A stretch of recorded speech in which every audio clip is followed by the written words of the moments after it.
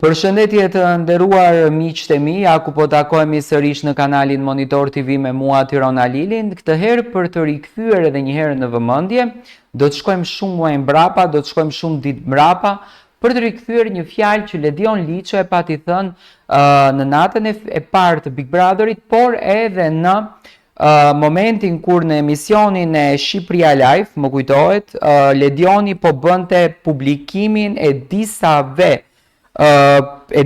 pjesëve apo të disa këndeve në shtëpinë e Big Brotherit në emisionin e Sidorela Gjonit në Shqipëria Live. E mbaj mend, Ledioni ka qenë i pozicionuar në dhomën e gjumit konkretisht tek pjesa e gjelbërt dhe tregonte se çfarë pritet të ndodhë në këtë spektakël në Big Brother VIP Albania 4. Dhe në rrëfimin e tij pati përmend që jemi në një bashkëpunim me Grande Fratellon, që njëri nga banorët i cili do të jetë në këtë Big Brother do të shkëmbehet me një banor në Grande Fratello në Itali. Por çfarë ka ndodhur? Do t'u sqaroj edhe një herë në detaje sepse asnjë nga banorët e këtij spektakli që ishin këtë sezon nuk shkuan në Grande Fratello. Nata e parë Big Brother VIP Albania 4 nisi me emocione, shkëlqim, intriga të pritshme edhe gjithmonë surpriza më të mëdha. Mes fjalimeve të Ledion Liços dhe prezantimeve të banorëve, një deklarate bërë live në ekranin e madh u kthye me një herë në tituj mediash, një nga banorët e kësaj shtëpie do të ketë mundësinë të jetë pjesë e Grande Fratello në Itali. Një lajm që ndezi ëndrat e konkurrentëve dhe zgjoi kurreshtjen e publikut shqiptar, pasi për herë të parë, një përfaqësues nga Shqipëria do të kishte potencialin të ishte pjesë e një prej reality show-ve më të mëdhenj dhe më të ndjekur në Europë, Grande Fratello. Versioni italian i Big Brother. Por spektakli përfundoi, fituesi u shpall, banorët dolën, rrjetet shpërthyen dhe asnjë nuk shkoi në Itali. Çfarë ndodhi pas kamerave? Gjatë javëve të spektaklit, publiku vazhdoi të priste me interes se cili do të ishte banori që do të përzgjidhej për të përfaqësuar Shqipërinë në Grande Fratello. Por me kalimin e kohës, ky premtim u zbe dhe asnjë informacion zyrtar nuk u dha nga produksioni apo Top Channel mbi mënyrën e përzgjedhjes, kriteret apo fazat e mëtejshme të këtij bashkëpunimi ndërkombëtar. Burime jo zyrtare kanë lënë të kuptohet se ndonse fillimisht ishte menduar që një nga konkurrentët të këtij sezoni të kishte shansin të hynte në Grande Fratello. Asnjë nga ata nuk arriti të binte produksionin italian, sipas Ledion Liços, në një deklaratë që ai shprehu më vonë, do me thënë, nëse do t'ishte në dorën time, këtë e ka thënë Ledioni, dhe do të më jepej mundësia, me shumë krenari, ka thënë, do t'a kisha çuar Egla Ceno në Grande Fratello. Do me thënë, kjo nuk kupton që nga banorët që ishin në Big Brother VIP 4, asnjëri nuk ja mbush mendjen Ledionit që mund të luftonte në Grande Fratello. Një pohim që tregon se përzgjedhja nuk vare nga produksioni shqiptar, por ishte një vendim që duhej të merrej nga autoritetet e programit italian. Egla Ceno, një profil që mund të përfaqësonte Shqipërinë. Egla Ceno është aktore, personazh i spikatur dhe fitues i edicionit të Big Brother VIP Albania 3. Ishte padyshim një nga konkurrentet më të fuqishme dhe më kontroverse të spektaklit. Me karakterin e saj të fortë, me mënyrën e drejtë për drejtë të komunikimit, me epizodet e saj të tensionuara, por edhe me momentet e reflektimit. Egla ishte një nga figura që nuk la askënd indiferent.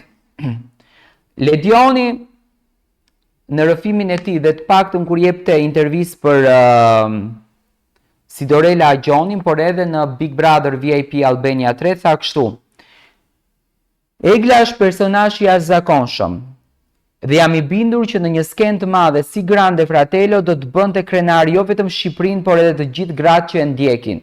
Këtë e ka thënë në Shqipëria Live në momentin kur Ledioni po bënte publikimin e dhomave të shtëpisë, do me thënë po tregonte ca kënde të shtëpisë.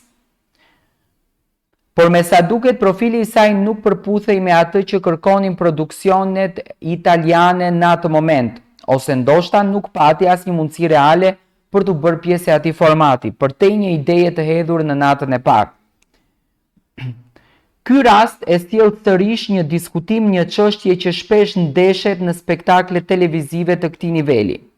Balanca mes entuziazmit të natës së parë dhe realizimit konkret të atyre premtimeve, ku publiku shqiptar është i vetëdijshëm, analitik dhe gjithmonë kërkon llogari, sidomos kur bëhet fjalë për deklarata madhore që transmetohen live në ekran kombëtar. Fakti që asnjë banor nuk shkoi në Grande Fratello, ky premtim u la në heshtje pa një njoftim zyrtar, lë vend për zhgënjim dhe ngritje të pikpyetjeve legjitime. A ishte kjo një ide që nuk u zhvillua kur, apo një lëvizje për të krijuar bujë dhe audiencë që në natën e parë? Çfarë do të thotë kjo për të ardhmen e Big Brotherit? Big Brother VIP Albania është tashmë një prej produksioneve më të mëdha në historinë e televizionit shqiptar, por një spektakël i tillë kërkon gjithmonë koherencë mes asaj që thuhet dhe asaj që ndodh.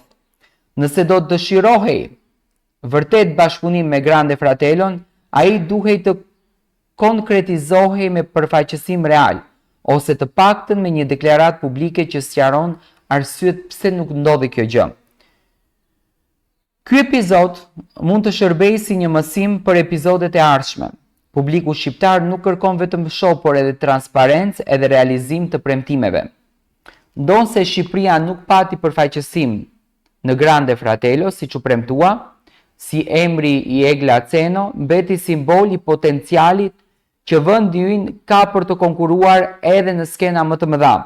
Ndoshta nuk ishte koha e duhur, ndoshta nuk ishte sezoni i duhur, por premtimi i bërë nga Ledioni dhe emri që ai përmendi me krenari mbetet një kujtesë se publiku shqiptar meriton më shumë, jo vetëm një show, por edhe përmbushje të fjalëve të dhëna. Dhe unë jam i bindur që në vitet në vazhdim shpresoj me zemër që Ledionit unë i besoj intuitës dhe inteligjencës së Ledionit, sepse intuita dhe inteligjenca e Ledionit i nxori në pa të gjithë këto fenomen. Besoj që Egla Ceno është personazhi përkryer që do ta bënte Shqipërinë të ndjehej krenare në Grande Fratello. Dhe do ta presim ndoshta në të ardhmen Egla Cenon të ngjitet në atë shtëpi që në fakt ka një shikueshmëri jo si Big Brother, por gjigande në të gjithë Europën.